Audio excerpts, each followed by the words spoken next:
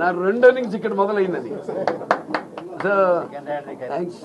మరి నేను నటించిన రకరకాల పాత్రలు అది మరి ప్రజలే దానికి ఆమోదం వేశారు. ప్రతి పాత్ర ఒక నాకే నాకు ఛాలెంజ్గా ఉండేది. నాకు ఎవరు ఛాలెంజ్ కాదు, నా పాత్రే నాకు. ప్రతి పాత్ర ఛాలెంజ్ నాకు. ఆ ఛాలెంజ్లో నాకు నేనే అంతకంటాను.